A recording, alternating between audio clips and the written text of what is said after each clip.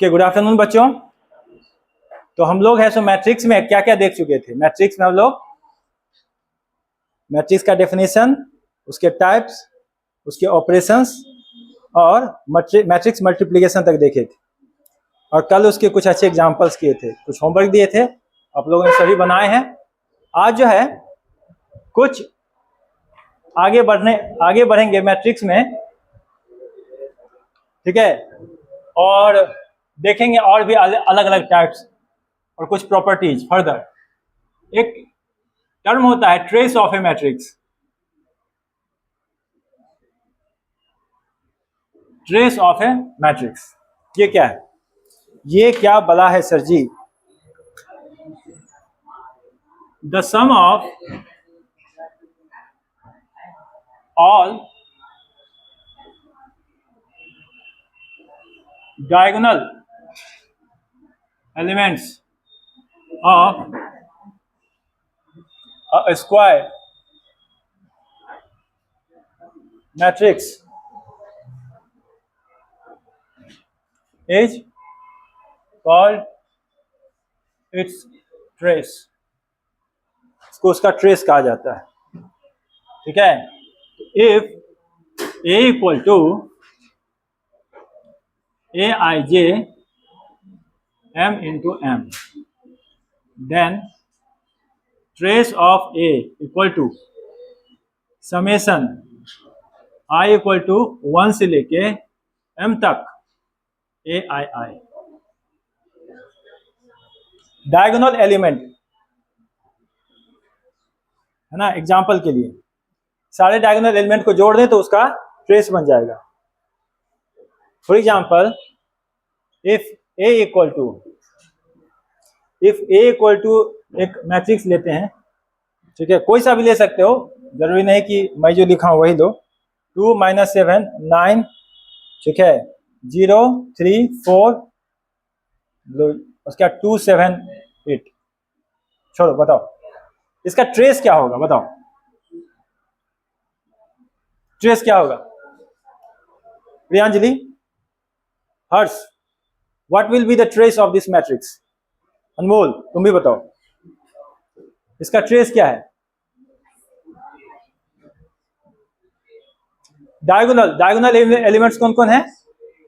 2 3 8। 2 3 8 को जोड़ दो, 2 + 3 + 8, that will be it's trace. कितना होगा? 30।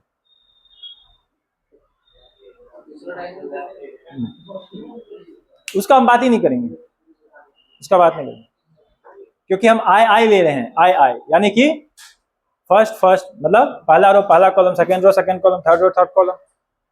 ऐसे में एक ही डायगोनल बनेगा, उसको भूल जाओ। ऐसा कोई डायगोनल होता ही नहीं। डायगोनल मतलब only one diagonal, there is only one diagonal which we will talk about, ठीक है। अब इसकी प्रॉपर्टीज होती है, properties of trace of a matrix.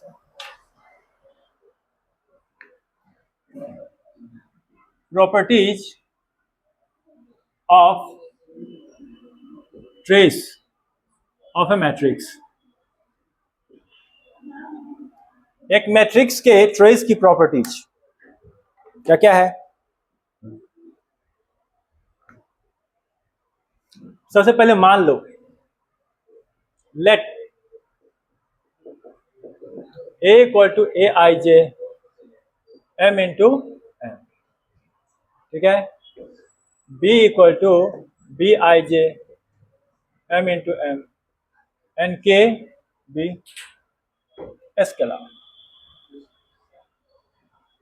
ये तीनों इस प्रकार से दिए हुए हैं।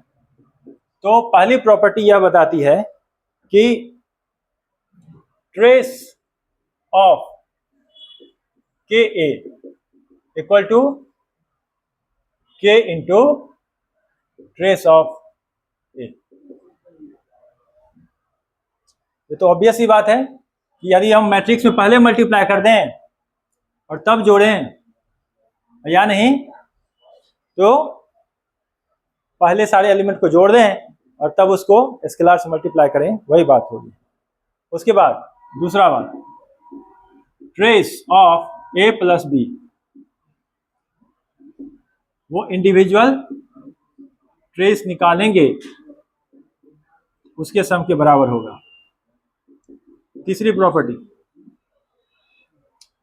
अगर प्रोडक्ट है ट्रेस ऑफ ए बी, वह क्या होगा? वह ट्रेस ऑफ बी ए के बराबर होगा। या माइनस भी लगा दो क्योंकि माइनस भी पॉसिबल है। Trace of A B equal to trace of B a. ये कंडीशनल है कि अगर दोनों मल्टीप्लिकेशन पॉसिबल है ए और बी का, है ना, जनरली यह संभव होगा ही, है ना। Trace of A B equal to trace of B A. Product में इस तरह का रूल लगेगा, यदि ए बी को हम मल्टीप्लाई करके तब उसका ट्रेस निकालते हैं, और बी ए उसके ऑर्डर को चेंज करके। अच्छा, एक चीज पूछना है, कल तुम लोगों को वो बताए थे ना एक प्रॉपर्टी कम्यूटेटिव का। एक चीज बताओ, पहले वो बात कर लेते हैं तब हम इसमें आगे बताएंगे। ये बताओ, दो मैट्रिक्स है ए प्लस बी, उसका स्क्वायर कर रहे हैं, तो वो क्या होगा? ए प्लस बी इंटू ए प्लस बी। बोलो, सही है ना? अब हम क्या कर रहे हैं, इसको मल्टीप्लाई कर रहे हैं, तो ये क्या होगा? A square plus a B plus B a plus b square. क्या हम इसके आगे फर्दर कर सकते हैं इसमें कोई ऑपरेशन? नहीं, क्यों? क्या इसको हम a square plus two a B plus b square नहीं लिख सकते हैं? नहीं लिख सकते। क्यों नहीं लिख सकते? कल मैं पहला बात यही बताया था कम्यूटेटिविटी का, जो फॉलो नहीं करता, matrix does not follow, matrix multiplication does not follow the law of commutativity. ठीक है, ये कम्यूटेटिव लॉ को फॉलो नहीं करता, और इसी वजह से इसके बाद हम फर्दर एडिशन नहीं कर पाएंगे, यहीं पे छोड़ देंगे। इसी प्रकार से यदि ऐसे रहे a plus B into A minus B, तो फट से ये मत कह देना कि sir A square minus B square होगा, दिस इज इनवैलिड, है ना। मैट्रिक्स के लिए इनवैलिड है, तो क्या होगा? ए स्क्वायर, उसके बाद minus A B plus B A minus B square, ये सही होगा, और ये इक्वल टू के बराबर होगा। क्योंकि ये दोनों इक्वल नहीं होंगे तो हम इसको काट नहीं सकते। आगे प्रॉपर्टी देखते हैं। ट्रांसपोज करने से, ट्रांसपोज एक चीज होता है जो आगे हम बताऊंगा।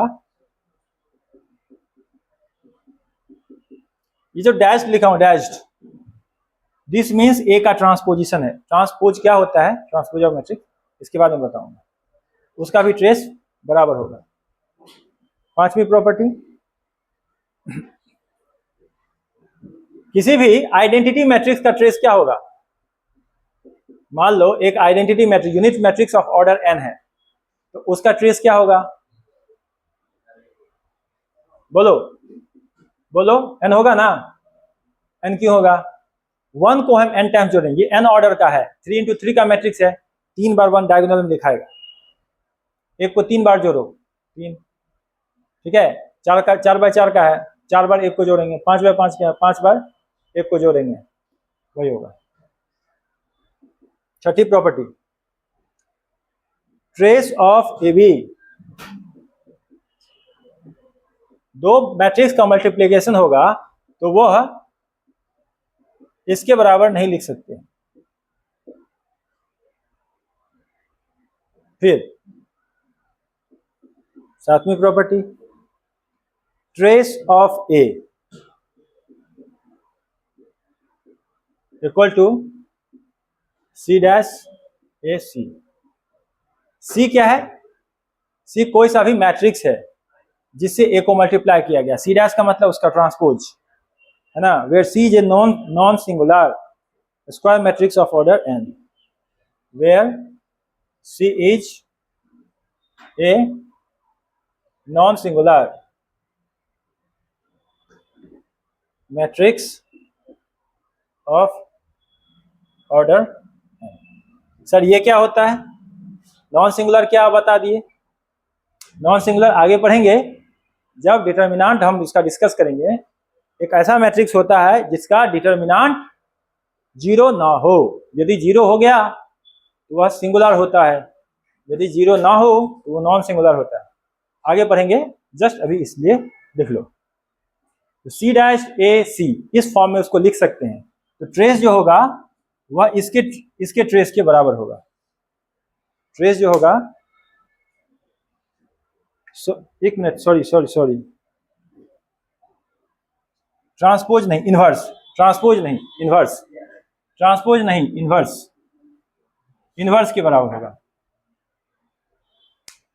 C into a into c inverse, C into a into c inverse. और हम मैट्रिक्स के इनवर्स की भी चर्चा करेंगे। मैट्रिक्स के इनवर्स की चर्चा करेंगे, उसके लिए डिटर्मिनेंट का मालूम होना जरूरी है। तो देखो हमारा पढ़ने का पैटर्न कैसा होगा कि हम पहले थोड़ा सा मैट्रिक्स पढ़ेंगे। कब तक? मतलब जब तक हम पूरा मैट्रिक्स के टाइप्स को देख लेते हैं, ठीक है। उसके बाद हम लोग डिटर्मिनेंट पढ़ेंगे, तब हम लोग एडजॉइंट और इनवर्स को देखेंगे। मैट्रिक्स, तब उसके बाद डिटर्मिनेंट, और तब उसके बाद adjoint and inverse of matrix, ठीक है। मैं थोड़ा सा मैट्रिक्स, फिर बीच में डिटर्मिनेंट आएगा, फिर से मैट्रिक्स होगा शुरू। तो वो मैट्रिक्स को कंप्लीट करने के लिए होगा। प्रॉपर्टीज है ये, ठीक है। ये समझे? इसमें जो नहीं समझे उसको मैं बाद में बताऊंगा, बाकी तो सेल्फ अंडरस्टूड चीजें हैं। अब एक टर्म बोला हूं, determinant. What is determinant? Determinant of a matrix.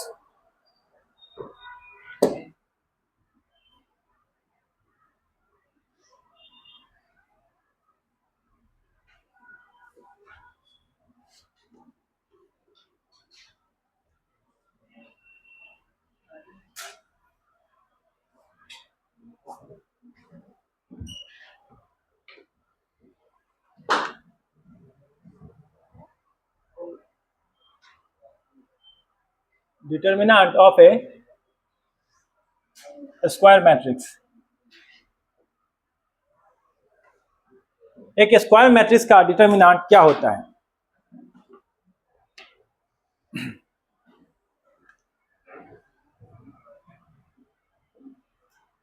Every square matrix, मान लो a equal to A i j n into n, ठीक है। Every square matrix can be represented by a numerical value. हर matrix को एक numerical value से represent कर सकते हैं। पूरा मैट्रिक्स क्या है? Set of arrangement of numbers है, पर सारे नंबर्स को हम एक नंबर से रिप्लेस करना चाह रहे हैं। तो कैसे होगा? By doing elementary operations, by doing elementary operations of multiplication and addition.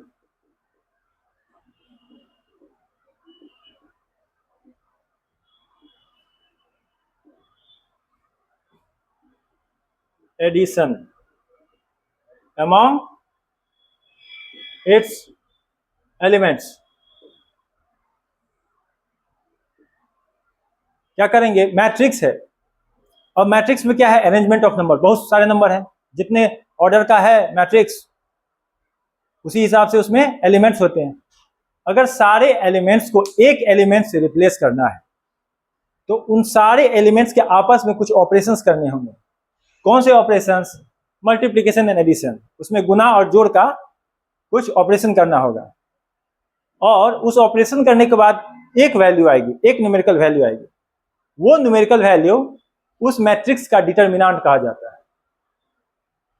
उसको उस मैट्रिक्स का डिटर्मिनेंट, देखो, और उसको हम मॉड से रिप्रेजेंट करते हैं, and it is represented in mod symbol. It is represented by, अब मॉड सिंबल ऐसे, जैसे ए मैट्रिक्स है उसमें मॉड लगा लेंगे। मॉड जनरली क्या बताता है, एक न्यूमेरिकल वैल्यू। जैसे याद करो कॉम्प्लेक्स नंबर में मॉड लगाते थे तो क्या बताता था, क्या, हाँ मतलब एक डिस्टेंस बताता था, एक वैल्यू बताता था। वो वैल्यू क्या रिप्रेजेंट करता था, याद करो, what does modulus of a complex number represent,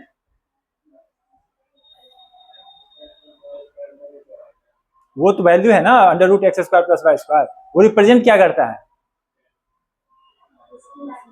distance, distance of, अरे सही हो, distance of a complex number from,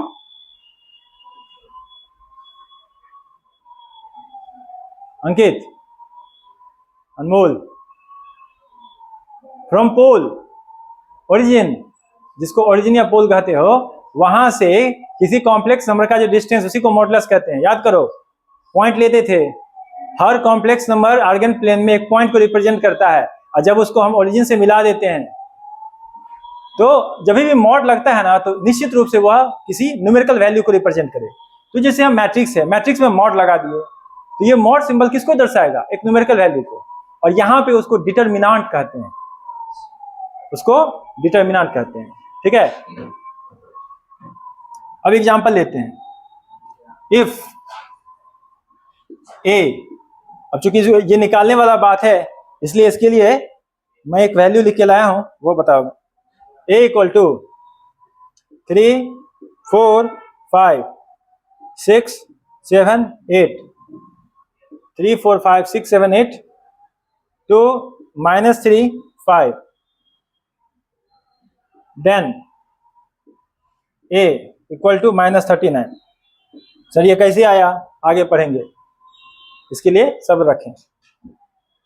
इसका जो होगा डिटरमिनेंट वैल्यू कितना होगा, -39।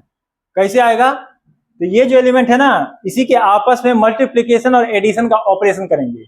ये सारे एलिमेंट आपस में गुना और जुड़ जाएंगे, आपस में गुना होंगे और जोड़े जाएंगे, है ना। इस हिसाब से एक वैल्यू निकल के आएगा, दिस इज दैट वैल्यू। ये रिप्रेजेंट करता है, कैसे होगा हम पढ़ेंगे, डिटरमिनेंट में पढ़ेंगे। एक पूरा चैप्टर डेडिकेट है इस चीज के लिए, उसमें पूरा यही करना है ना, 10-15 दिन यही निकालेंगे। फिलहाल के लिए ये समझो, अगर जैसे मान लो 7 8 -3 और 5, इसका जो डिटरमिनेंट होता है वो कैसे निकलता पता है, 7 5 35 -24, ये वैल्यू कितना होगा, 35 में 24 जोड़ो 59।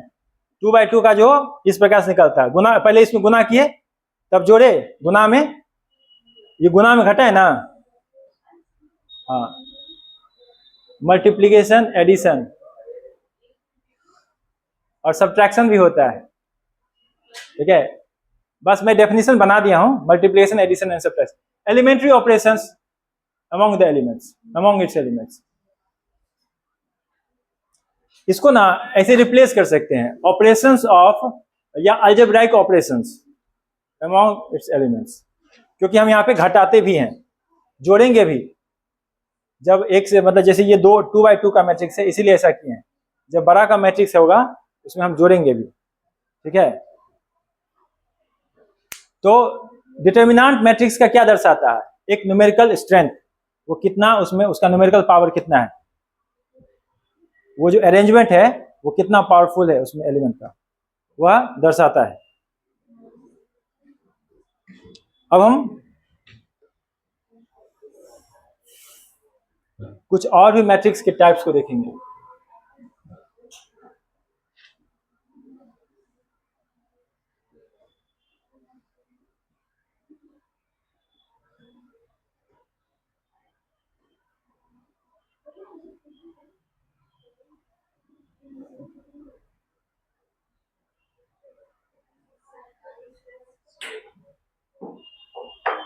इसमें सब्ट्रैक्शन भी जोड़ दो, सब्ट्रैक्शन, क्योंकि हम घटाए भी ना, मल्टीप्लिकेशन, सब्ट्रैक्शन एंड एडिशन, तीनों चीज होता है। घटाते भी हैं और फिर बड़ा मैट्रिक्स हो तो जोड़ते भी हैं।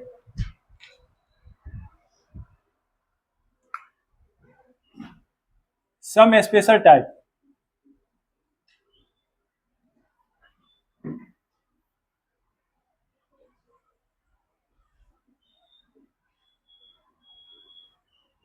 कुछ स्पेशल टाइप आप देखेंगे। Idempotent matrix,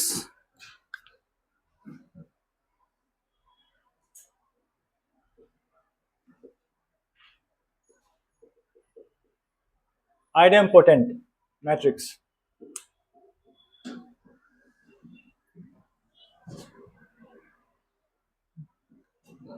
a square matrix a is called idempotent, ठीक है। A square matrix A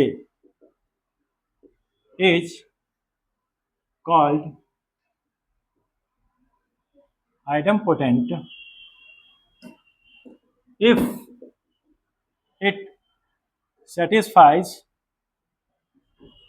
the relation a square equal to a। यदि किसी मैट्रिक्स को अपने आप से गुना किया जाए और वह वापस से वही मैट्रिक्स दे तो ऐसे मैट्रिक्स को आइडेम्पोटेंट कहते हैं। Example, if a equal to 2 minus 2 minus 4, फिर -1 3 4 और फिर 1 -2 -3, इस मैट्रिक्स को आपस में मल्टीप्लाई करो अपने आप से तो क्या मिलेगा, करके देखेंगे तो पता चलेगा। a इंटू ए करो, 2 -2 -4 1 3 4 1 -2 -3,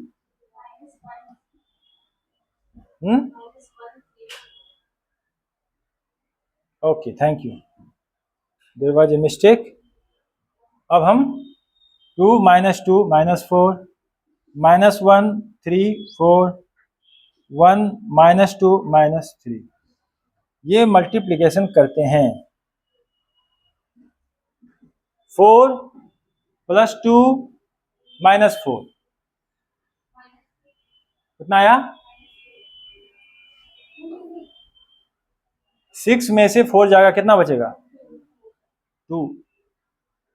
अब सेकेंड एलिमेंट -2 -4 -6 और +8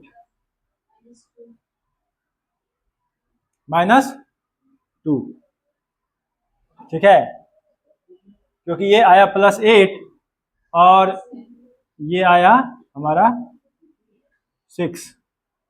कर दे, मतलब पूरा एक्सपेंड करके लिखें, हो पा रहा है, इसको इसे करो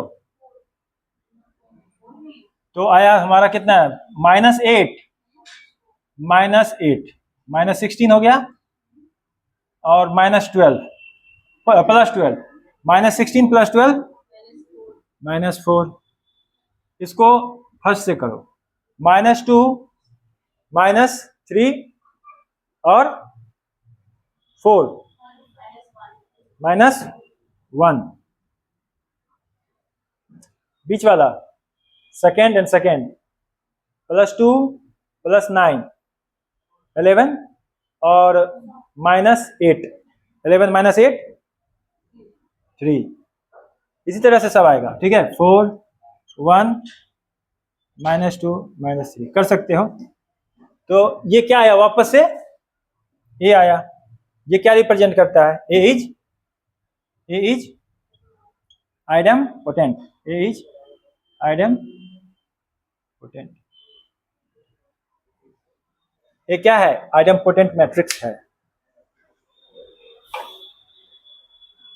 ए आइडम पोटेंट मैट्रिक्स। इधर लिख लिए।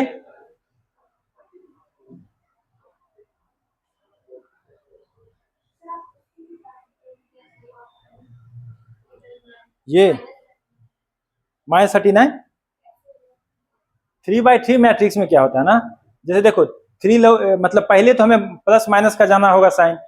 जैसे 3 है ना, किस पोजीशन पे है, 1 1 के पोजीशन पे। 1 और 1 को जोड़ो 2 हुआ, इवन पोजीशन कहेंगे। हर इवन पोजीशन पॉजिटिव को रिप्रेजेंट करेगा और ऑड पोजीशन निगेटिव को रिप्रेजेंट करेगा। ये क्या है, सेकेंड पोजीशन है। 1 और 2 ऑड पोजीशन, ध्यान देना, even position odd position, even position, odd even odd, even odd even. पहले तो हमको पोजीशन जानना होगा, हर पोजीशन के करस्पॉन्डिंग हर एलिमेंट को हमें ढकना होगा। जैसे 3 के अकॉर्ड 3 के लिए निकालना है तो 3 इंटू इसको, इस सब मैट्रिक्स को 3 के अलावा रो और कॉलम को ढक लो, ठीक है। किसी एक पार्टिकुलर रो को पकड़ लो या इस पार्टिकुलर रो या इसको पकड़ लो या कॉलम को, और तब हमें क्या करना, ऑपरेशन करना पड़ेगा। थोड़ा सा है टीडियस प्रोसेस, 3 स्टेप का है। पहले 3 को लेंगे तो इसका मल्टीप्लिकेशन होगा जो कि 59 आया, तो 3 इंटू 59 हुआ। 3 को मैं ढक लूँ, 3 का जो रो है 3 के कॉलम को ढक लूँ तो ये वैल्यू आएगा 3 इंटू 59। उसके बाद इसमें इसको पकड़ना है, जैसे मान लो हम फर्स्ट कॉलम को पकड़ लेते हैं तो ये कौन सा ऑड पोजीशन है, -6। अब इसका जो रो है इसका कॉलम्स को ढक लो तो 4 5 -3 5 आया, ठीक है, कोफैक्टर है। इस प्रकार से निकालें, इसके लिए समझाना पड़ेगा थोड़ा, मैं अभी नहीं समझाना चाह रहा हूँ। इसको पढ़ोगे ना, डिटेल में पढ़ोगे, इसलिए घबराते क्यों। बस ये समझो, ये एक न्यूमेरिकल वैल्यू को दर्शाता है। लिख लिए अनमोल पूरा, झूठ बोलता है। ओके ओके, उधर लिखो, उधर लिखो।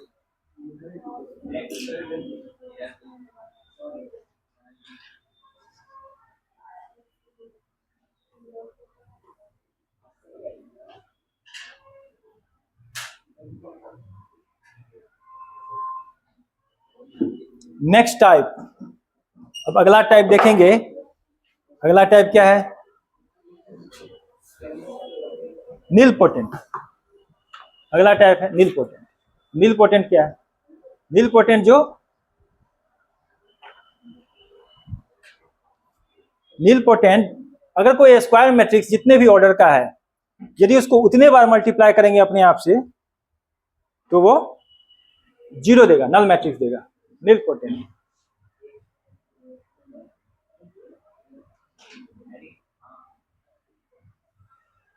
ठीक है, नीलपोटेंट। अब इसमें क्या लिखेंगे, a square matrix of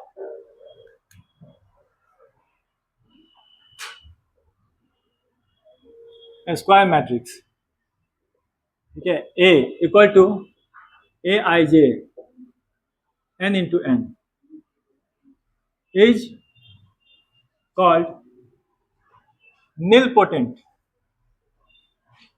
if a to the power n equal to o and a to the power n minus 1 not equal to o। यानी उस मैट्रिक्स को उसके ऑर्डर इतने टाइम मल्टीप्लाई करें और तब 0 आए, और उसे कम करें तो 0 नहीं आए, उसको क्या कहेंगे, नीलपोटेंट। अब इसमें मैं एग्जांपल लिख के लाया हूं वेरीफाई करने के लिए, ठीक है। जैसे कि example number A, if A equal to 1 1 3 5 2 6 -2 -1 -3, इसमें ए क्यू फाइंड करो। तो ए क्यू फाइंड करने से पहले हमें क्या फाइंड करना होगा, a square. A square find करेंगे तो क्या आएगा, 1 1 3 5 2 6 -2 -1 -3। इस मैट्रिक्स को इसी से मल्टीप्लाई करो, 1 1 3 5 2 6 -2 -1 -3। बताओ क्या क्या आएगा एलिमेंट?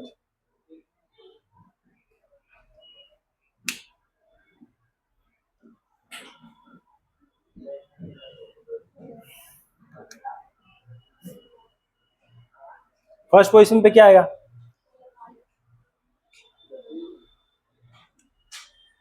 1 + 5 + 1 + 5 + -6 कितना आया? हाँ, 1 + 5 + -6 कितना आया? 0। ठीक है, इसको सेकेंड से करो। 1 + 2 + -3 0 0। थर्ड से करो।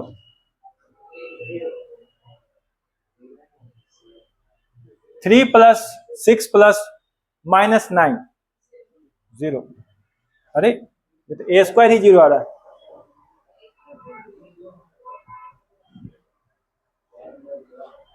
ये क्या बात हुई? इसे करो तो 5 + 10 कितना हुआ? 15 + -12। हाँ, नहीं ना आया, 0 नहीं आया। 15 + -12 3। बीच वाला बताओ।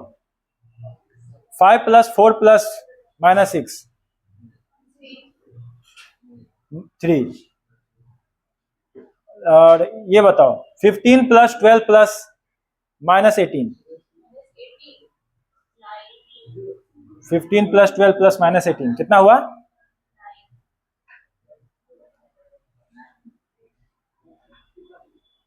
सही बता रहे हो? 15 + 12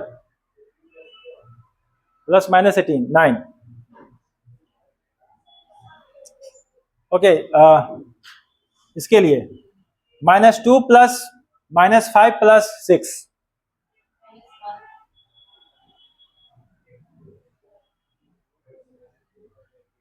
-1। उसके बाद -2 + -2 + 3। उसके बाद -6 + -6 + +9 -6 + -6 + कितना बोले? -3। 12 - 12 + 9 -12 + 9 = -3। अब इस मैट्रिक्स को a से मल्टीप्लाई करेंगे, यानी कि a³ निकालना है तो क्या होगा? a² × a, यानी कि 0 0 0 3 3 9 -1 -1 -3 1 1 3 5 2 6 -2 -1 3। ये मल्टीप्लिकेशन करो परफॉर्म, तो कितना आएगा? पहला तो तीनों एलिमेंट 0 आएगा, है ना? पहले रो के तीनों एलिमेंट 0, क्योंकि हम 0 0 0 से मल्टीप्लाई कर रहे हैं। ठीक है, अब सेकेंड रो को फर्स्ट कॉलम से करो मल्टीप्लाई, सेकेंड रो को फर्स्ट कॉलम से।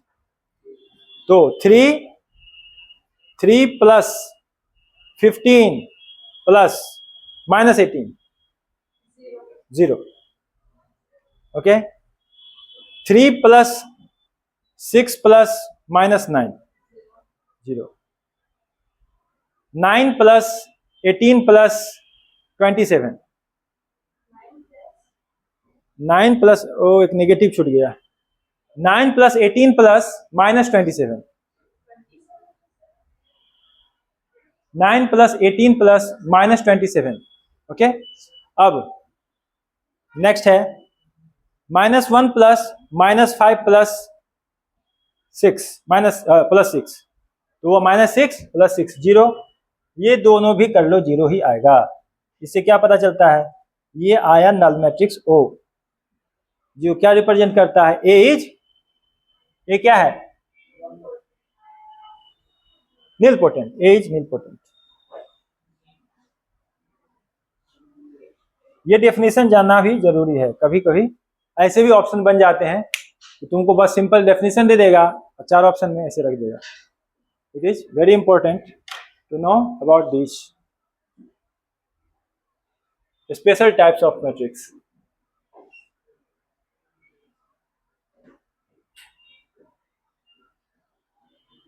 इधर लिख लिए अनमोल?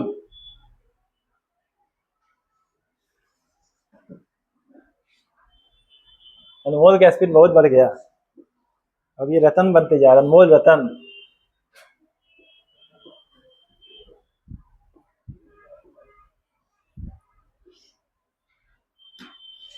अनमोल समझ रहे हो? अगर मैं तुम्हें एक स्पेशल रूप से कहूंगा मैट्रिक्स मल्टीप्लिकेशन करने, तो कर पाओगे? टेल मी अनमोल।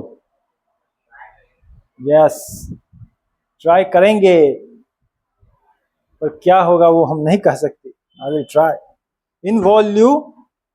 Involutory matrix, involutory.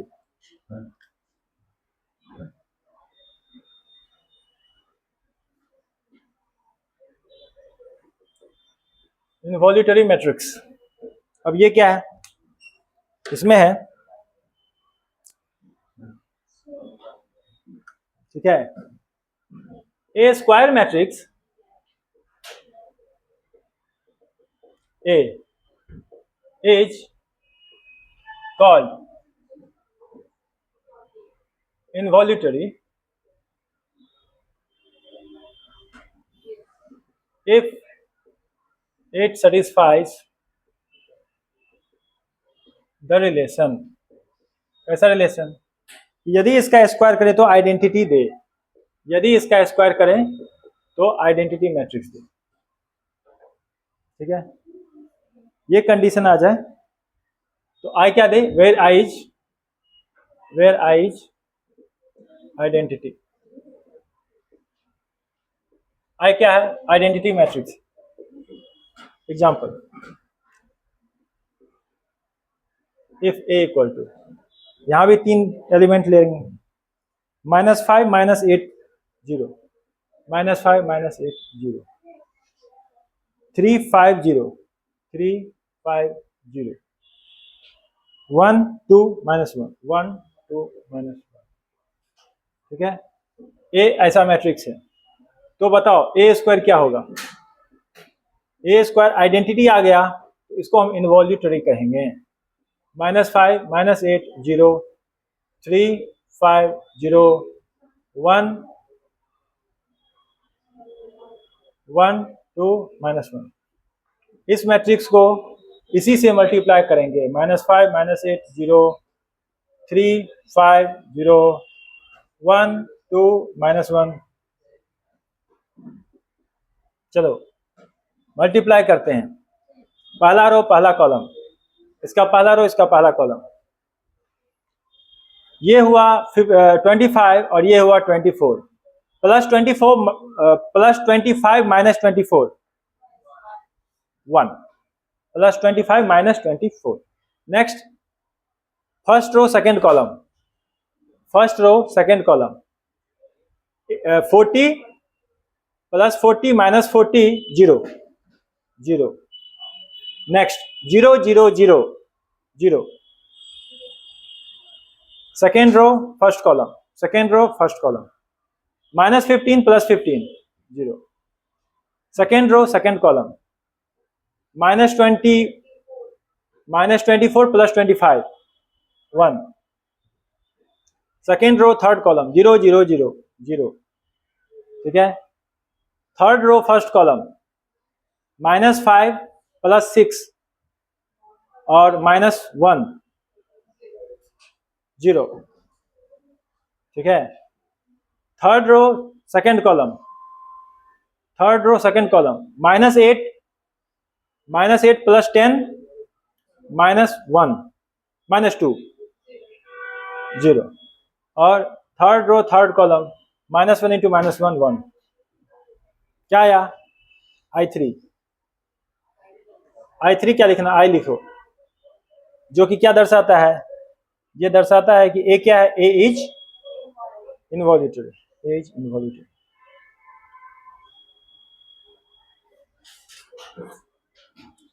Idempotent, nilpotent, involutory. ये किस पर डिपेंड करता है? Matrix multiplicability. जैसे मैट्रिक्स मल्टीप्लाई करते हैं वो खास तरह का कैरेक्टर्स देगा। अगर दोनों का मल्टीप्लाई, पहले ए को ए से मल्टीप्लाई करें वही मैट्रिक्स मिल गया आइडेम्पोटेंट, ए को ए से मल्टीप्लाई किए जीरो नहीं आया, पर जितना उसका ऑर्डर है, जैसे ए 3 ऑर्डर का है तो उसको हम 3 बार मल्टीप्लाई किए अपने आप से जीरो आ गया, उसको कहेंगे नीलपोटेंट। एक मैट्रिक्स को अपने आप से मल्टीप्लाई किए आइडेंटिटी आ गया तो उसको इनवॉल्यूटरी कहेंगे। ठीक है, ये थोड़ा स्पेशल टाइप का मैट्रिक्स था जो कि मल्टीप्लिकेशन की प्रॉपर्टी पे डिपेंड करता है। अब देखेंगे ट्रांसपोज, जो एक टर्म बताए थे ट्रेस में, उसको बताएंगे। नीलपोटेंट लिख लिए इधर।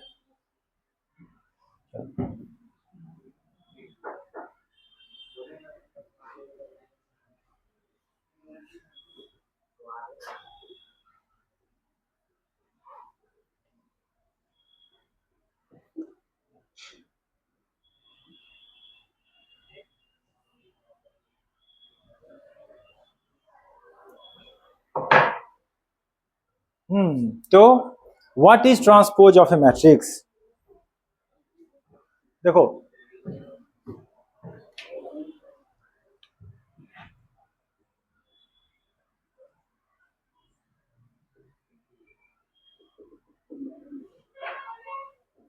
पहले समझाते हैं तब दिखाएंगे, पहले समझ लो, पहले ट्रांसपोज ऑफ मैट्रिक्स समझ लो। क्या है मैट्रिक्स? मैट्रिक्स का ट्रांसपोज क्या होता है? ट्रांसपोज वर्ड जो है ना, ट्रांसपोजिशनिंग से बना है। ट्रांसपोजिशनिंग, ट्रांसपोजिशनिंग इसी वर्ड का एब्रिविएशन है। ट्रांसपोजिशनिंग क्या? एलिमेंटल पोजीशन का। ठीक है, फॉर एग्जांपल के लिए मान लो ये 2/3 का मैट्रिक्स है, ये 2/3 का मैट्रिक्स है, इसमें 6 एलिमेंट होंगे। ठीक है, 6 एलिमेंट होंगे, यहां पे कुछ भी रख सकते हैं, यहां पे कुछ भी रख सकते हैं। अब हम क्या करते हैं, इसको उठाएंगे और इसको किस तरह का ट्रांसफॉर्मेशन करना है कि जो रोज में एलिमेंट हैं इनको कॉलम में सजाएंगे। तो इस प्रकार से जो कॉलम में है वो अपने आप रो में आ जाएगा, है ना। तो रो का जो सजावट है, रो का जो अरेंजमेंट है उसको कॉलम में करना है।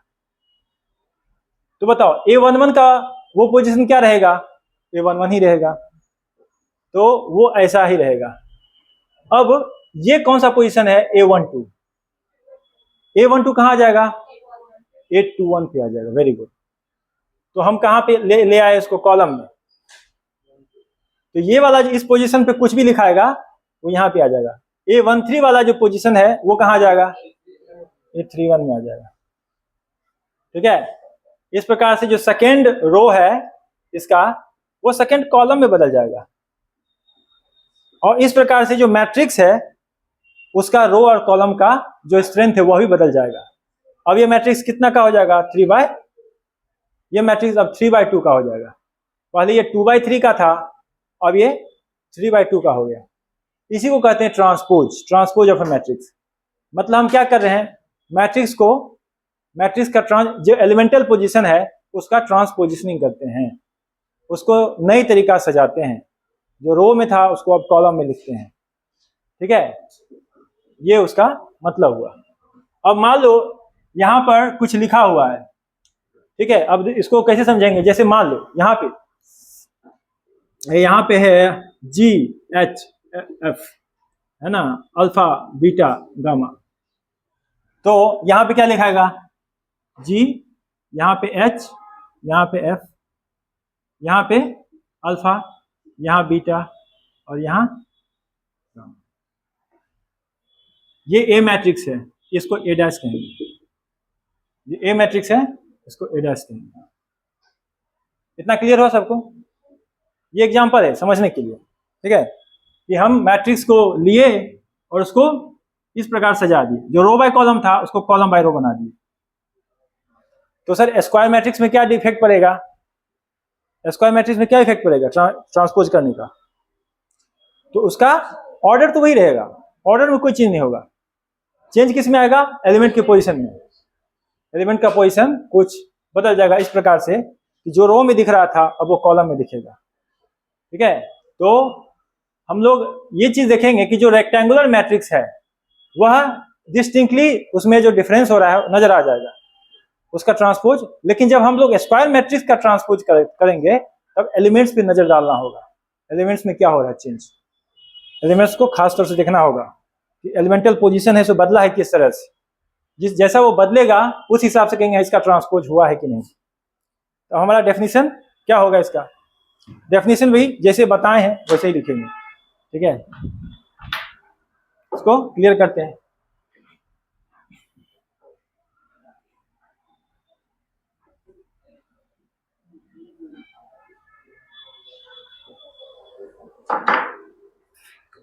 For a matrix A equal to Aij m into n, ठीक है, for a matrix A equal to Aij m into n, if the element of first row, if the elements of first row are arranged in first column, second row in second column and so on, ठीक है, such that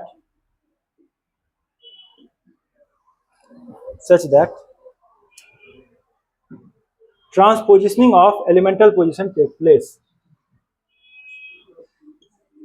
transpositioning of elemental position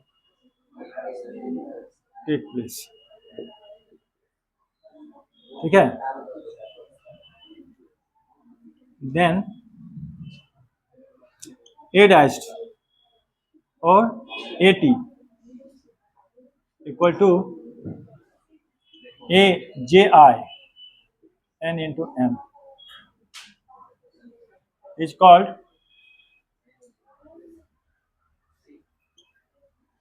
transpose of matrix, transpose of matrix. ध्यान दो ये हमारा क्या है, represent करने का तरीका, ए डैश या फिर A T, A to the power T ऐसे लिख दे, ठीक है, कैपिटल टी। तो ये क्या रिप्रेजेंट करेगा? Transpose of that matrix. अब एग्जांपल लेते हैं, एग्जांपल में कुछ भी ले सकते हैं।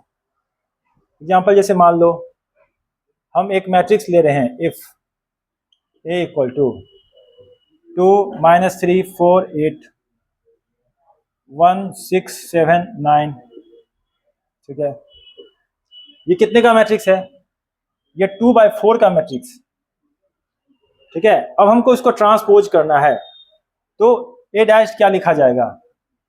देन ए डैश, बताओ क्या लिखेंगे? पहले ये मैट्रिक्स कितने का होगा, इसका ऑर्डर क्या होगा? ऑर्डर बताओ, इसका ऑर्डर क्या होगा? 4/2 का होगा। इसका ऑर्डर कितने का होगा? 4/2 का। अब बताओ इसमें लिखना कैसे शुरू करें? इसमें कॉलम वाइज लिखेंगे। जनरली हम कैसे लिखते हैं? रो वाइज लिखते हैं, लेकिन जब ट्रांसपोज करेंगे तो सुविधा के लिए ध्यान दो, हम लोग जैसे यहाँ रो वाइज लिखें, इसमें कॉलम वाइज लिखेंगे।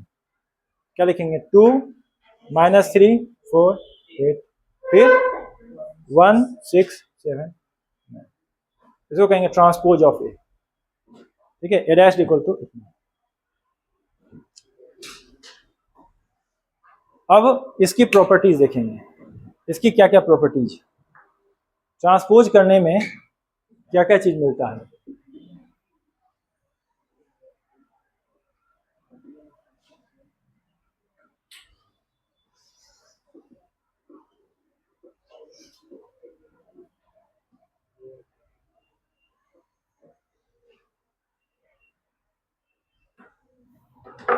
properties of transpose of a matrix.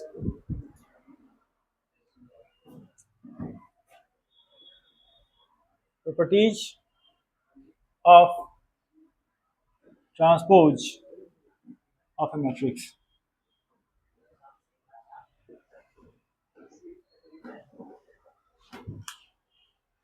सबसे पहले बात, ट्रांसपोज ऑफ ट्रांसपोज। ट्रांसपोज का ट्रांसपोज करेंगे, क्या दे देगा? गुड, वही दे देगा, है ना। जहां से चले थे एक स्टेप और लेके जाएंगे तो यहीं पहुंच जाएंगे, ऑब्वियस है। उसके बाद दो मैट्रिक्स को जोड़े या घटाएं, मतलब अर्थमेटिक ऑपरेशन, यानी कि जोड़ने या घटाने के अर्थमेटिक ऑपरेशन करते हैं, तो इससे हमारे ट्रांसपोज में कोई इफेक्ट नहीं पड़ता है। पहले करें या बाद में करें वही चीज होगा, ठीक है। हाँ, ये एक कंडीशन होगा कब? कन्फॉर्मेबल। कन्फॉर्मेबल ये लिखना क्यों जरूरी है?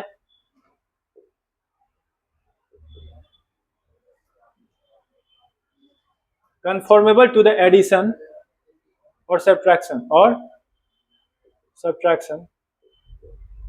Of A and B. ये लिखना कंडीशन में क्यों जरूरी है?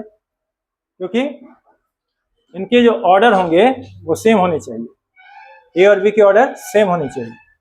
यदि सेम ऑर्डर के होंगे, रेक्टेंगुलर हो चाहे स्क्वायर हो, सेम ऑर्डर का हो, तो ही हम एडिशन या सब्ट्रैक्शन का ऑपरेशन कर पाएंगे, और ऐसा होने के बाद ही ये काम होगा, ट्रांसपोजिशनिंग होगा। इसलिए ये कंडीशन लिखते हैं, ठीक है। उसके बाद स्केलर मल्टीप्लिकेशन करें या फिर ट्रांसपोज करने के बाद स्केलर मल्टीप्लिकेशन करें, कोई फर्क नहीं पड़ेगा।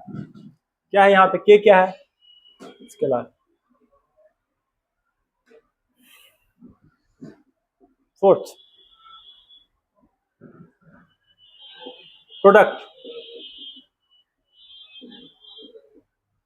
ठीक है।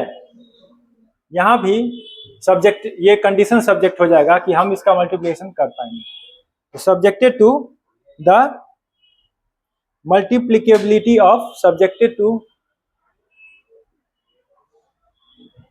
ऐसे लिख सकते हैं, subjected to conformability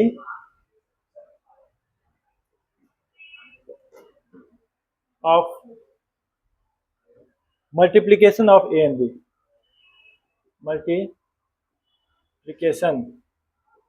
of A and b, ठीक है। इसका जनरलाइज करते हैं। जनरलाइजेशन कैसे होगा? ए बी सी डी, इसका जो ट्रांसपोज करेंगे वो e dash d dash c dash b dash ए डैश, ऐसा होगा। n number of matrix, n number of matrix को मल्टीप्लाई करके ट्रांसपोज निकालते हैं, वह क्या होगा? उस ईच, प्रत्येक मैट्रिक्स के ट्रांसपोज, है ना, के रिवर्स ऑर्डर में मल्टीप्लिकेशन के बराबर होगा। जैसे A B C D E 5 matrix हैं और उसको इस ऑर्डर में मल्टीप्लाई किए हैं और तब उसका ट्रांसपोज किए हैं, अगर ये पॉसिबल है तो वह इसके बराबर होगा कि हम सारे का ट्रांसपोज निकाल दें और रिवर्स ऑर्डर में मल्टीप्लाई करें, समझे? इस पे भी क्वेश्चन बनता है, बढ़िया बढ़िया, ठीक है। इस पे भी अच्छा क्वेश्चन बनता है। अब हम एक क्वेश्चन देंगे और उसको सॉल्व करेंगे। ये ट्रांसपोज समझ लिए तुम लोग? ट्रांसपोज समझने के बाद ट्रांसपोज से रिलेटेड एक एग्जांपल देखते हैं।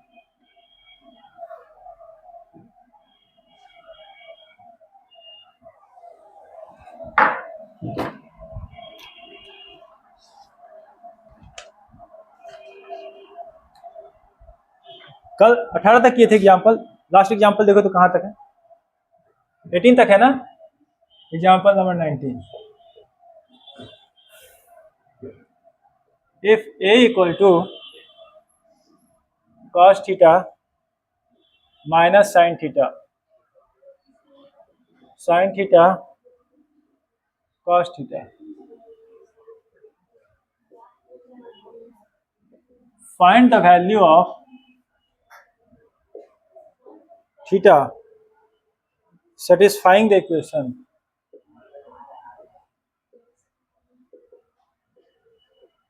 कौन सा इक्वेशन, ए ट्रांसपोज में ए को जोड़ें तो आइडेंटिटी मिले सेकेंड ऑर्डर का, तो सॉल्व करेंगे। ये हो गया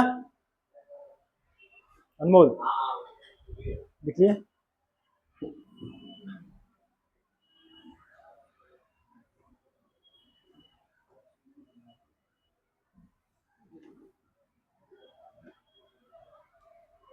थीटा की वैल्यू निकालनी है जो इस कंडीशन को सेटिस्फाई करे। तो हम पहले कंडीशन लिखते हैं। कंडीशन क्या है, पहले जो मैट्रिक्स दिया वो लिखते हैं, a equal to cos theta minus sine theta, sine theta cos theta, 2/2 का मैट्रिक्स है, इसका ट्रांसपोज क्या होगा बताओ। कॉस थीटा, यहाँ पे साइन थीटा, यहाँ पे माइनस साइन थीटा, और यहाँ पे कॉस थीटा, ठीक है। इन दोनों को जोड़ेंगे, एलएचएस में क्या कह रहा है, इन दोनों को जोड़िए, ए को इसके ट्रांसपोज के साथ जोड़िए, क्या मिलेगा, cos theta plus cos theta, यहाँ पे minus sine theta plus sine theta, यहाँ पे sine theta minus sine theta, यहाँ पे cos theta plus cos theta. ओ ये प्रूफ थोड़ी करना है, सेटिस्फाई कर रहा है, ऑलरेडी सेटिस्फाई कर रहा है। I2 का मतलब, I2 का मतलब identity matrix of second order, to second order में टू ऑर्डर का 1 0 0 1। I2 का मतलब unit matrix 1 0 0 1।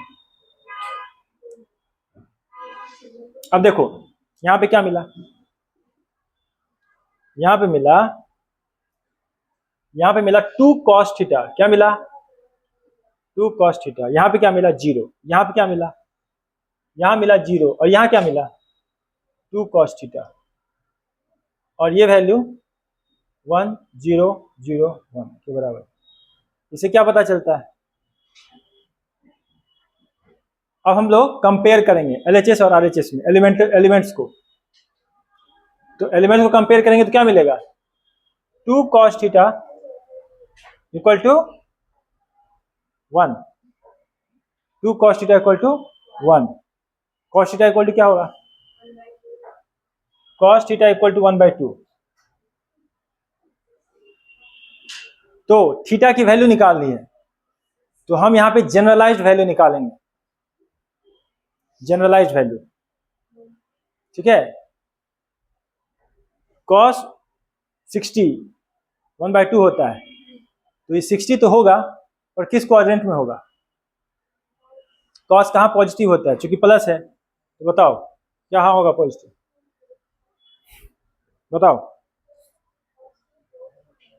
First and fourth, तो जीरो को क्या लिखते हैं, जीरो, और उसके बाद हर 2 पाई रोटेशन पे हम लोग बार बार जीरो को क्रॉस करते हैं, है ना। जो रियल एक्स एक्सिस है उस रोटेशन को कितनी 2 पाई रोटेशन पे कंप्लीट करते हैं, उसको क्या लिखते हैं 2n पाई, क्या लिखते हैं 2, where n belongs to n, जहां n क्या है नेचुरल नंबर, तो लिखेंगे 2n pi plus minus π/3। Plus minus क्यों, हाँ प्लस करेंगे तो फर्स्ट क्वाड्रेंट में और माइनस करेंगे तो फोर्थ क्वाड्रेंट में, π/3, π/6, नहीं π/3 ही होगा ना, 60 डिग्री। तो हमारा थीटा इक्वल टू क्या आया, theta equal to 2n pi plus minus π/3, 2n pi plus minus π/3। ठीक है, ये इसका वैल्यू हुआ। इसमें कोई doubt? n belongs to, n क्या है, n belongs to natural number, natural number कह सकते हो, या फिर नेगेटिव रोटेशन भी तो ले सकते हैं। इसको हम z से कंपेयर कर लेंगे, 0 plus minus 1 plus minus 2 plus minus 3 plus minus 4, है ना, z for integer, z for integer, z for integer.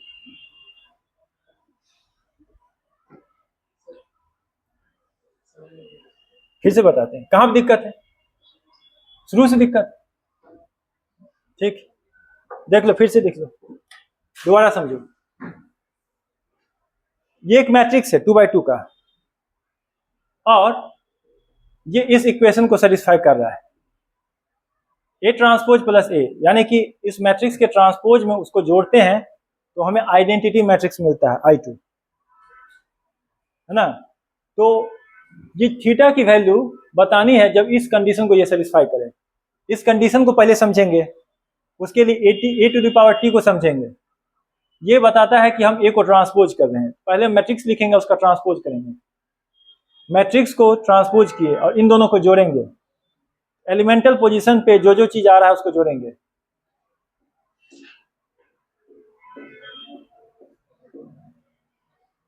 ये सम निकालेंगे, ये किसके इक्वेट करेंगे, I2 के इक्वेट करेंगे। ये पहले ही दिया हुआ है, उसको इसके इक्वेट करेंगे। ये कितना आया, 0, ये 0, यहाँ पे 2 cos थीटा, यहाँ भी 2 cos थीटा। अब देखो, ये जब कंपेयर मैट्रिक्स को, जब इक्वालिटी याद करो, इक्वालिटी ऑफ मैट्रिक्स देखे थे, है ना, फर्स्ट या सेकंड कुछ लेक्चर में इक्वालिटी ऑफ मैट्रिक्स देखे थे, तो हम क्या देखे थे, एक एक एलिमेंट्स को कंपेयर करते हैं। तो A11 पोजीशन पे जो एलिमेंट है, यहाँ पे 11 पोजीशन पे एलिमेंट है, वो बराबर है ना, ये इसके बराबर है। तो 2 cos थीटा किसके बराबर है, 1 के बराबर है, 2 cos थीटा 1 के बराबर है, 0 0 0 0 2 cos थीटा 1। तो ये लिख दिए, है ना।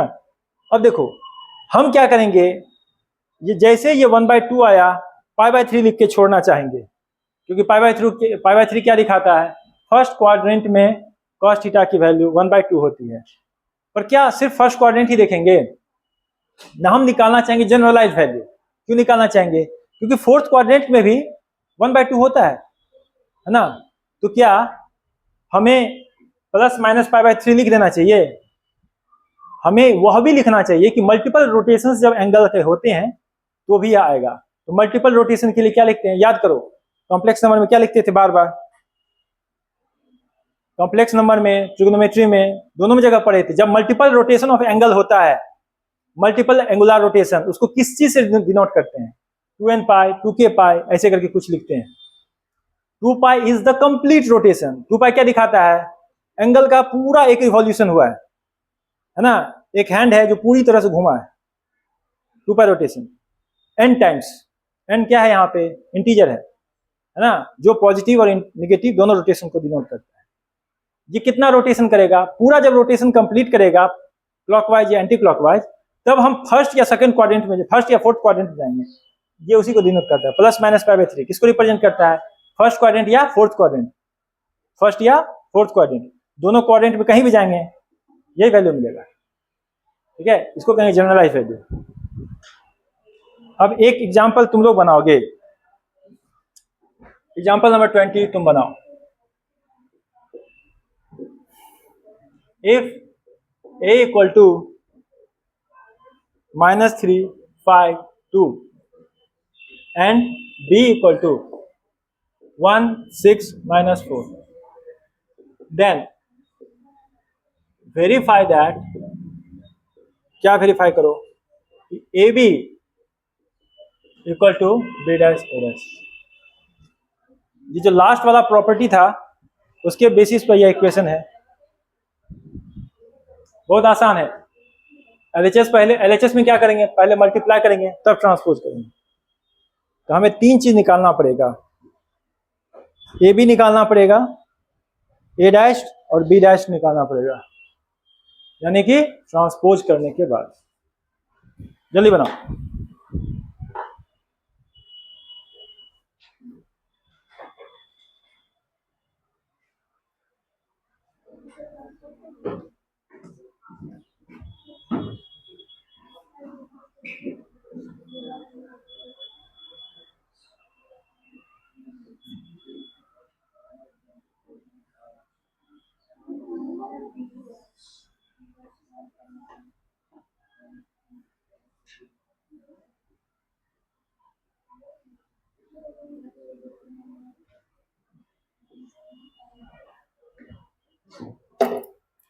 हमें स्टेप बाय स्टेप जाना चाहिए, ठीक है, स्टेप बाय स्टेप, धड़फड़ाने की कोई जरूरत नहीं। जो दिया है पहले वो लिखते हैं। क्या दिया है, ए दिया, ए लिख लो, -3 5 2, कितना रो है, कितना कॉलम है, 3 रो है, कितना रो है, 3 रो है, कितना कॉलम है, 1 कॉलम है, कितना कॉलम है, 1 कॉलम है। यहीं पे मिस्टेक हो रहा है, तुम लोग रो और कॉलम नहीं देख पा रहे हो। बी में क्या है, 1 रो है, कितना रो है, 1 रो है, और कितना कॉलम है, 3 कॉलम है, 3 कॉलम है। क्या ए बी मल्टीप्लीकेबल है, क्या ए और बी मल्टीप्लीकेबल है? हाँ है। कैसे? क्योंकि यहां पर इसका जो कॉलम है वो इसके रो के बराबर है। रिजल्टेंट मैट्रिक्स क्या क्या ऑर्डर होगा, रिजल्टेंट मैट्रिक्स ए बी का क्या ऑर्डर होगा, 3/3 का होगा, 3/3 का होगा, ठीक है। तो मल्टीप्लाई करेंगे इसका A11 और यहाँ A11, क्या होगा, पहला रो पहला कॉलम, पहला रो पहला कॉलम, -3, पहला रो दूसरा कॉलम, कितना, -18, पहला रो तीसरा कॉलम, 12, दूसरा रो पहला कॉलम, 5, दूसरा रो दूसरा कॉलम, 30, दूसरा रो तीसरा कॉलम, -20, तीसरा रो पहला कॉलम, 2, तीसरा रो दूसरा कॉलम, तीसरा रो -8। ये ए बी आया। अब इसको ट्रांसपोज करेंगे, ए बी का ट्रांसपोज करेंगे, ए बी का ट्रांसपोज करेंगे तो ये पलट जाएगा, ठीक है। इसका जो रो है उसको कॉलम में लिखना शुरू करेंगे, है ना। अब हम कॉलम वाइज, जैसे कि रो वाइज लिखे थे, इसमें कॉलम वाइज लिखेंगे। कैसे लिखेंगे, -3, -18, 12, उसके बाद 5, 30, -20, 2, 12, -8, ठीक है। अब हम लोग बी डैश निकालेंगे। बी डैश क्या है बताओ, बी डैश ऑर्डर क्या होगा, बदल जाएगा, ऑर्डर क्या होगा, बदल जाएगा। क्या लिखेंगे, 1 6 -4, ऑर्डर क्या होगा, ऑर्डर होगा 3 × 1, ऑर्डर क्या होगा, 3 × 1। ए डैश क्या होगा, -3 5 2, ऑर्डर क्या होगा, ऑर्डर होगा 1 × 3। क्या ये दोनों मैट्रिक्स मल्टीप्लीकेबल है? हाँ है। क्यों है? क्योंकि यहां पर इसका कॉलम और इसका रो बराबर है, इसका कॉलम और इसका रो बराबर है, ठीक है, इसलिए यह मल्टीप्लीकेबल है। तो मल्टीप्लाई करते हैं, बी डैश ए डैश, ठीक है, बी डैश ए डैश, 1 6 -4, यह जो होगा -3 5 2, इसे मल्टीप्लाई करेंगे, क्या होगा, पहला रो पहला कॉलम, बताओ, पहला रो पहला -3, पहला रो दूसरा कॉलम, पहला रो दूसरा कॉलम 5, पहला रो तीसरा कॉलम 2, मिल रहा है। दूसरा रो पहला कॉलम, दूसरा रो दूसरा कॉलम, दूसरा रो तीसरा कॉलम 12, तीसरा रो पहला कॉलम 12, तीसरा रो दूसरा कॉलम, तीसरा रो तीसरा कॉलम, मिल गया, मिला कि नहीं?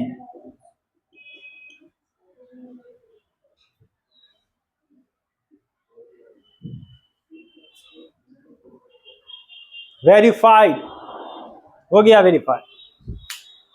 This is how it is done, इस तरह से किया जाता है। स्टेप बाय स्टेप करेंगे, स्टेप बाय स्टेप। पहले चेक करते जाएंगे, रो कॉलम जो उसका ऑर्डर है उसका साइज लिखते जाएंगे, तब मल्टीप्लाई करेंगे। मल्टीप्लाई करते समय सावधान रखेंगे, row column row column row column, elemental position के करस्पॉन्डिंग रो और कॉलम को लेते हुए। इस पोजीशन के लिए कौन सा रो और कौन सा कॉलम? इस पोजीशन के लिए तीसरा रो, तीसरा रो दूसरा कॉलम। अगर मैं इसे गायब कर दूं और कहूं यहां पे क्या लिखाएगा, परेशान हो गए? ये 2 है, second row and second column, second row second column, 30 होगा। खुद को चेक करना है तो ऐसे ही चेक करोगे, ठीक है। यहाँ पे क्या लिखाएगा, मान लो 20 नहीं लिखते, क्या लिखते? Second row third column, second row third column, second row third column, second row third column, -20। समझे? गुना में ऐसे रखोगे तो गलती नहीं होगी। ये तो कंडीशन सिर्फ चेक करने के लिए होता है, एक्चुअली जो गुना करते हैं तो ऐसे ही गुना करना सही रहता है। किस पोजीशन के लिए गुना कर रहे हैं और क्या वैल्यू आएगा, ठीक है। अब कुछ और टाइप भी देखेंगे मैट्रिक्स का। सिमेट्रिक मैट्रिक्स हो गया सबका, लिख लिए?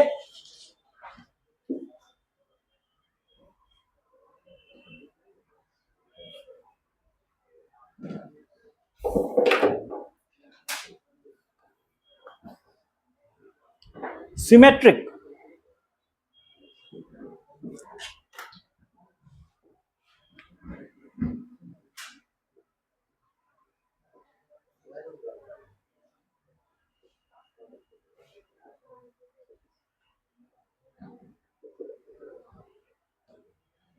नाम से क्या समझ में आता है? सिमेट्रिक वर्ड का मतलब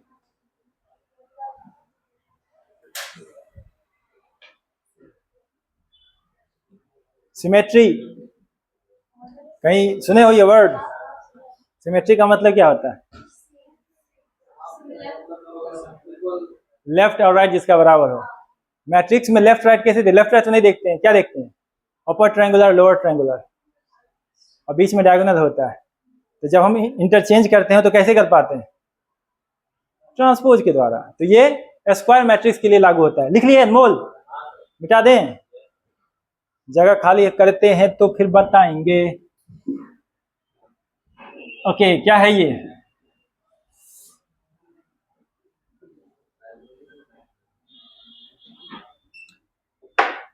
symmetric matrix for a square matrix, for a square matrix A equal to Aij n into n, ठीक है।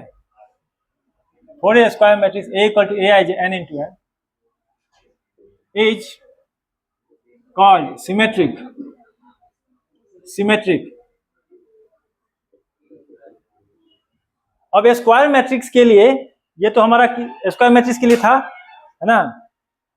अगर ट्रांसपोजिशन हो रहा है तो कैसे चेक करते हैं? एलिमेंट्स को देख के चेक करते हैं। यहां भी ऐसा ही होगा, यदि AT बराबर A हो जाए तो ये सिमेट्रिक है, यानी ट्रांसपोज करने का मैट्रिक्स पर इफेक्ट ना पड़े, ट्रांसपोज करने का मैट्रिक्स पर इफेक्ट ना पड़े, ठीक है। जनरल टर्म में कैसे लिखेंगे कि Aij equal to Aj for all I, j, है ना, less than equal to n।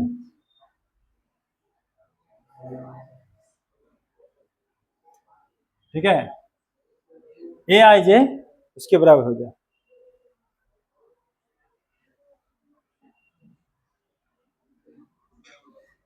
तो अब एक एग्जांपल देखो,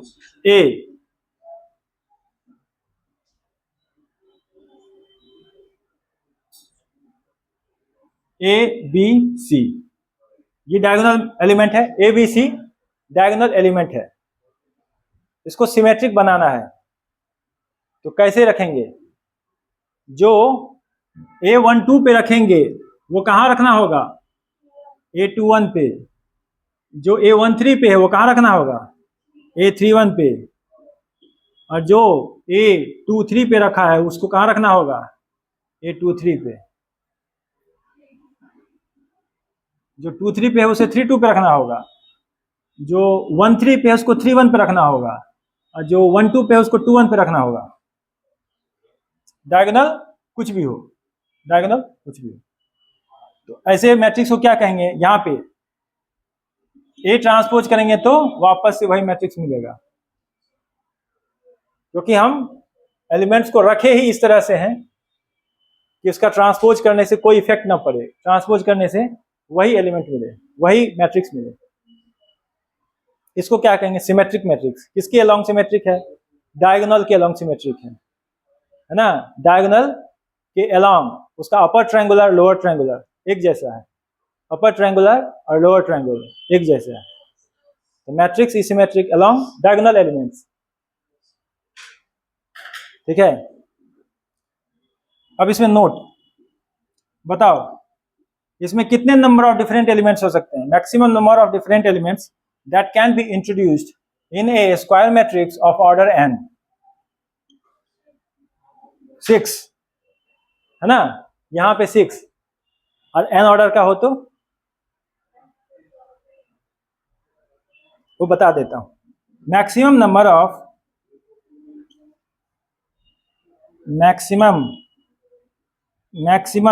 ऑफ ये पहला point, number of distinctly different elements in A symmetric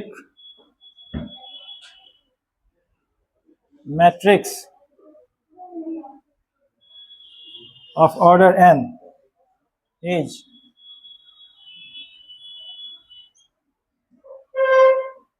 n into n plus 1 by 2।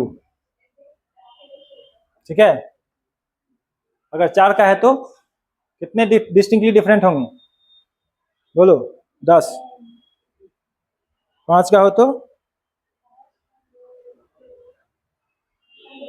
15। इसी तरह से देखना चाहिए। फिर दूसरा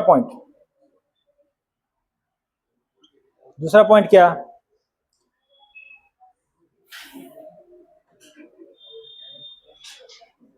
if A is a symmetric matrix, A क्या है? एक सिमेट्रिक मैट्रिक्स है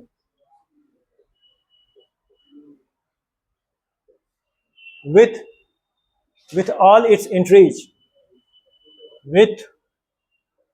its entries, as real number, then A plus A dash is also symmetric।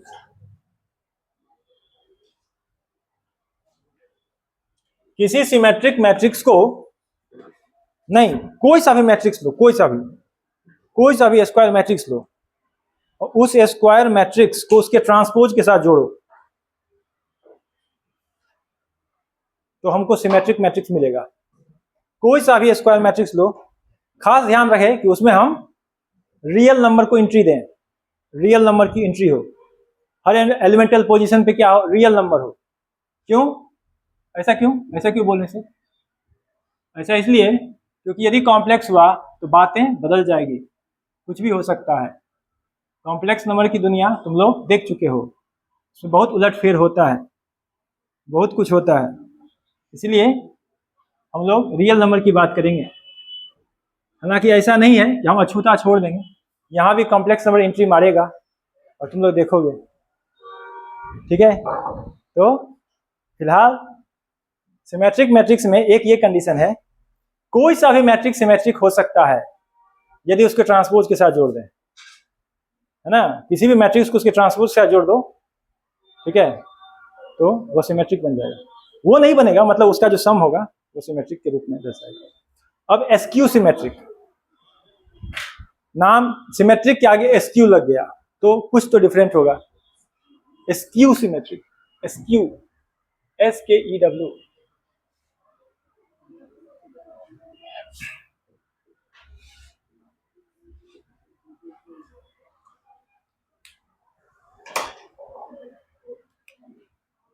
A square matrix, a square matrix a i j है ना, m इंटू m is called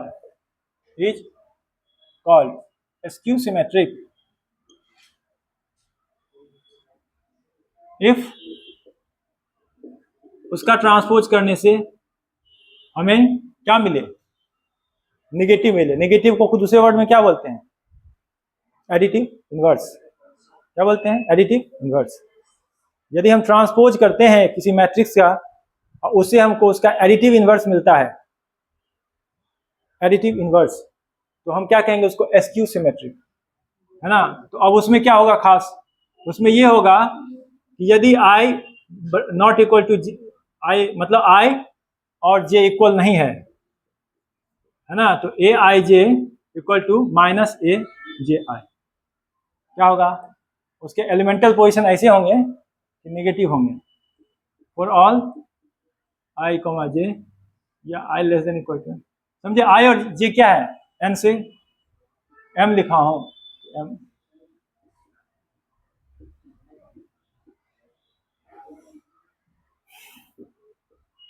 अब देखो एक खास बात है, यदि हमारा डायगोनल एलिमेंट निगेटिव हो, दोनों को जोड़ेंगे तो क्या इफेक्ट पड़ेगा, दोनों को जोड़ेंगे जीरो हो जाएगा, है ना, जीरो हो जाएगा। जीरो होना भी चाहिए। यदि ए ट्रांसपोज में हम ए डैश को जोड़ें, ठीक है, तो हमारा आई इक्वल टू जे के लिए, आई इक्वल टू जे के लिए ए I I equal to minus A I I,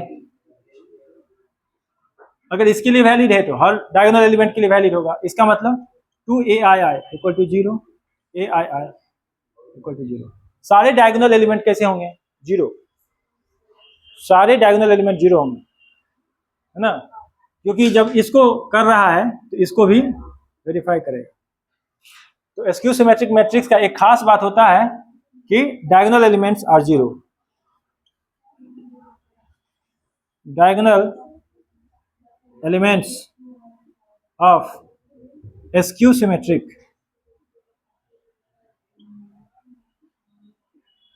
skew symmetric matrix are zero.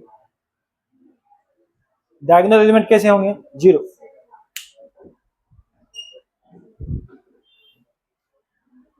हाँ, इस सेंटेंस को एक और तरीके से अगर लैंग्वेज में लिखना हो तो क्या लिखेंगे,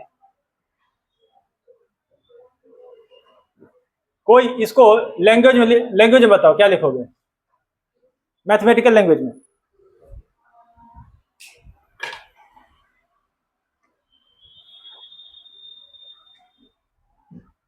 हमें मैथमेटिकल लैंग्वेज में आना चाहिए, जो सिंबॉलिक रिप्रेजेंटेशन होता है, how to say that in mathematical terms. Elements at conjugate elemental position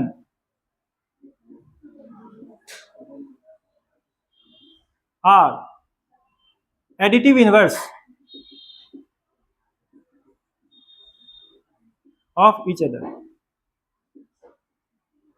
ऐसे कहेंगे। Elements at conjugate elemental position are additive inverse of each other, ठीक है, ऐसे कहना चाहिए। इस टर्म को लिखें, नहीं समझ में आया, समझ में आया ना। कॉन्जुगेट एलिमेंटल पोजीशन का मतलब जे आई को आई जे को जे आई, इसको रिवर्स करें पोजीशन को। Elements at conjugate elemental position are additive inverse of each other. अब इसका एग्जांपल, इसका भी एग्जांपल देखो।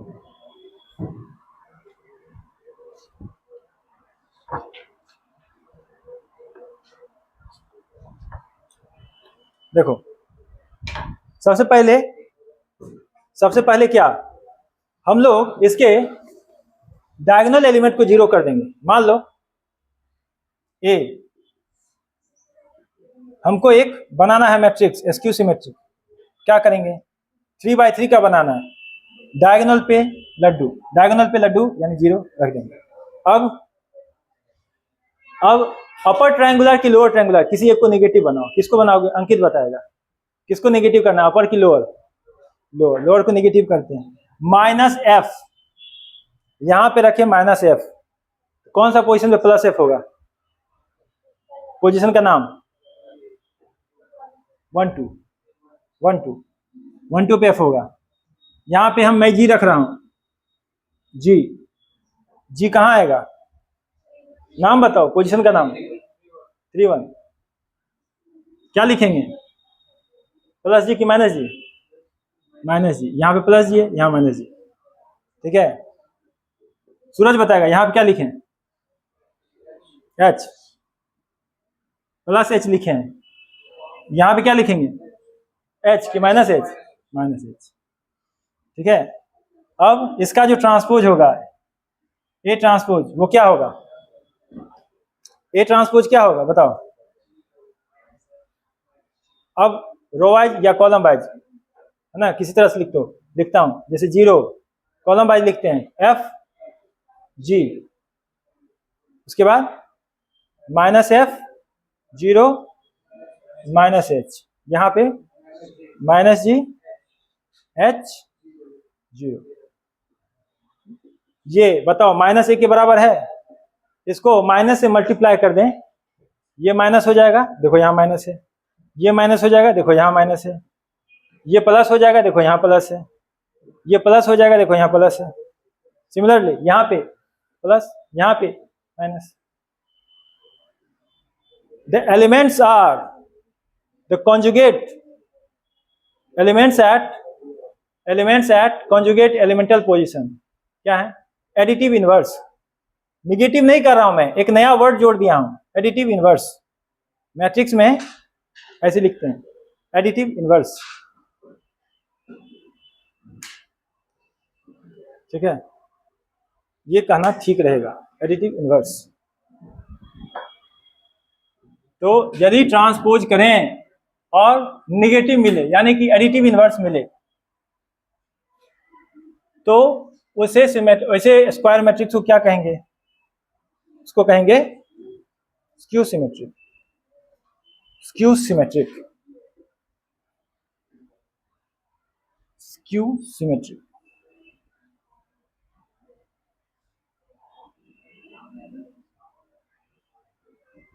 ठीक है।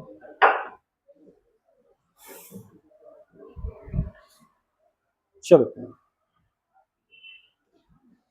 अब देखो, डायगोनल एलिमेंट क्या होता है इसका, 0। तो इसके नोट में इसका ट्रेस क्या होगा, trace of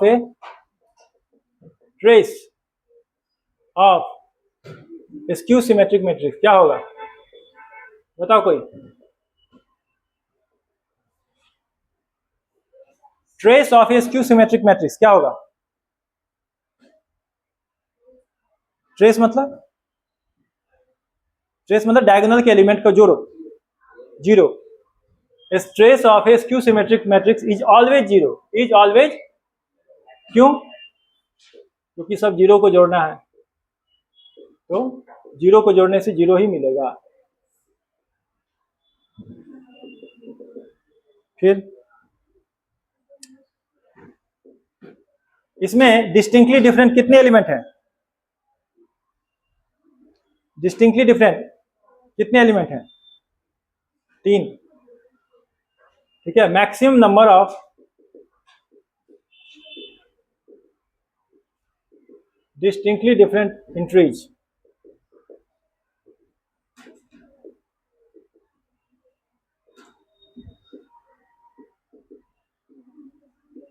in a skew symmetric matrix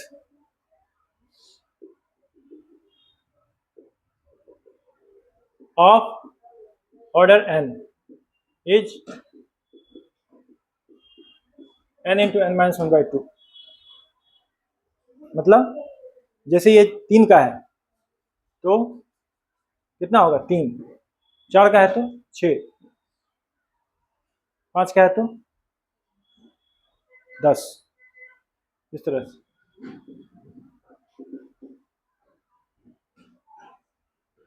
If A is a square matrix having all entries real number. Okay, हाँ yes. If A is a square matrix having all entries as real number, entries as real number. अगर किसी square matrix के सारे entry कैसे हैं real number, then उसको उसके transpose से घटा दो तो क्या मिलेगा, इज ऑलवेज स्क्यू सिमेट्रिक। ठीक है, इज ऑलवेज स्क्यू सिमेट्रिक।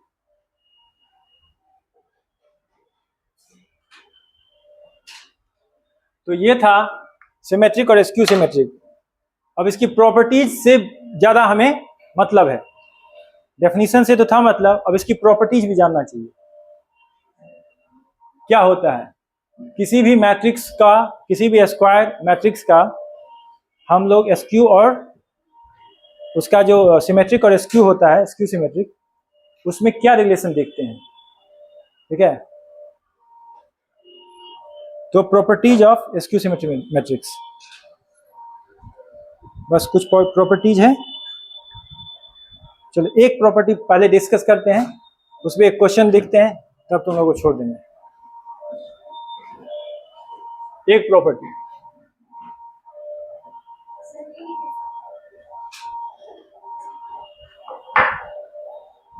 लिखो लिखो लिखो लिखो।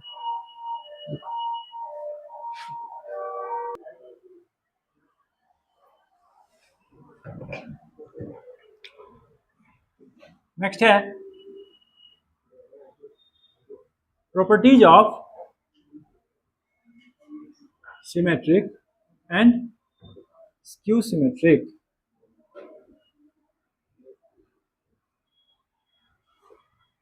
Matrices.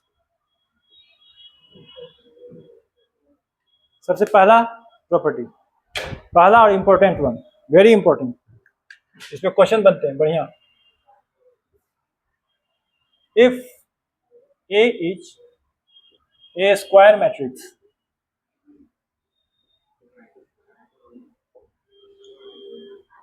having all its entries as real number. If A is a square matrix having all its entries as real number, then it can be expressed as the sum of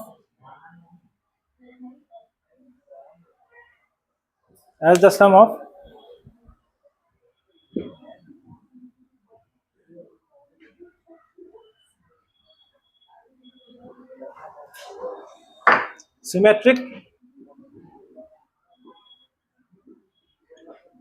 and skew symmetric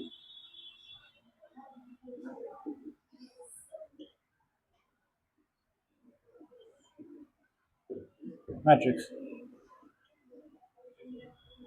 यानी कि as per A equal to 1/2 A plus A dash 1/2 A minus A dash.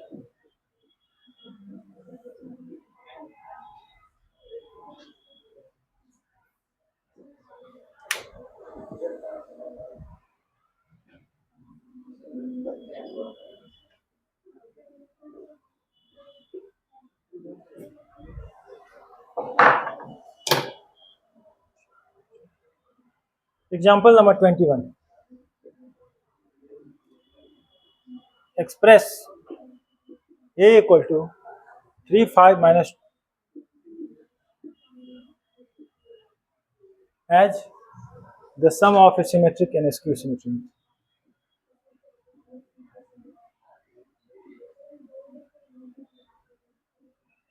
Symmetric and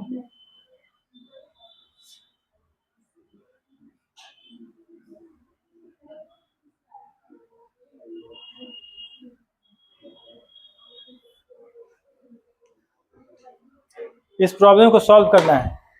कैसे करेंगे? इस प्रकार से इसको दो matrix के सम के रूप में दर्शाना है, जिसमें से एक मैट्रिक्स सिमेट्रिक हो और दूसरा स्क्यू सिमेट्रिक हो। ऐसे करेंगे, पहले ये निकालेंगे तब वो निकालेंगे। ट्राई करो ये।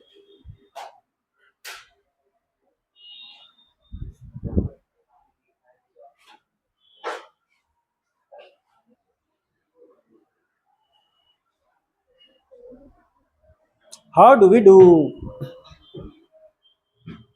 How do we do?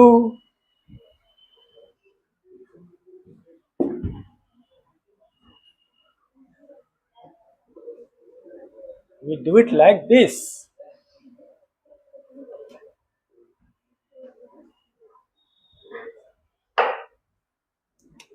We need to find this first, then we need to find this, then we need to write it at this. इस तरह से परोसना है।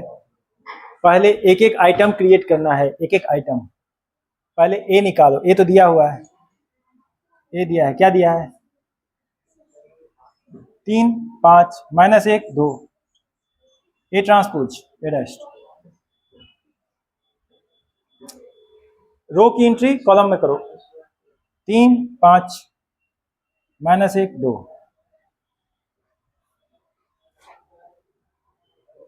1/2 a plus a dash, 1/2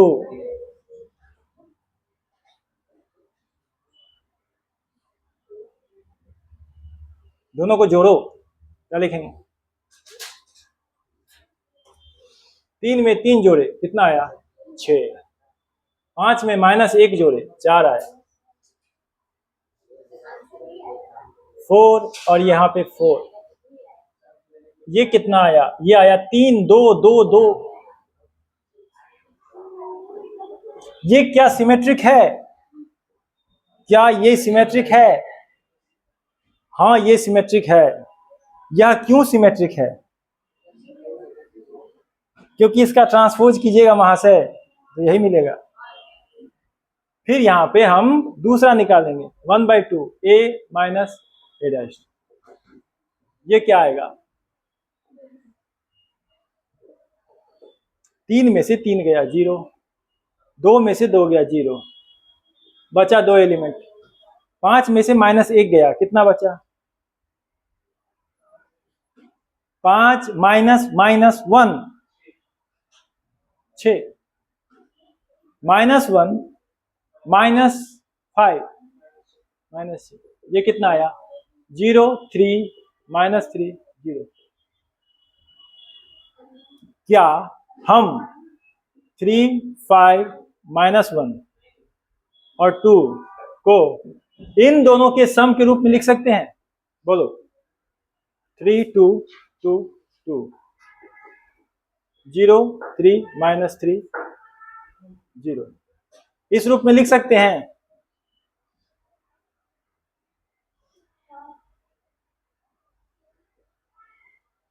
express क्या लिखेंगे? एक्सप्रेस्ड।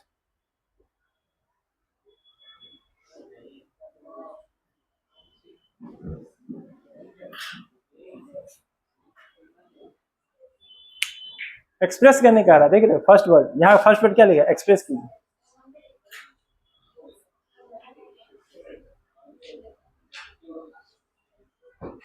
तो इस तरह से कोई क्वेश्चन दे देगा 3/3 मैट्रिक्स का तो भी हो जाएगा। कोई 3/3 मैट्रिक्स दे देगा, कहेगा इसको सम ऑफ सिमेट्रिक और स्क्यू सिमेट्रिक के रूप में लिखिए, तो भी ऐसे ही करेंगे। मैं 2/2 के लिए किया हूं, तुम लोग 3/3 के लिए कर सकते हो जाएगा? बोलो। तुम लोग का होमवर्क आज मॉड्यूल से ही देंगे, अलग से कोई क्वेश्चन नहीं मेरे पास। कल हम प्रॉपर्टीज डिस्कस करेंगे और भी वेरियस टाइप्स ऑफ मैट्रिक्स देखेंगे, ठीक है? तब हम लोग एलिमेंट्री ऑपरेशन देखेंगे। आज के लिए इतना ही रखते हैं। Thank you.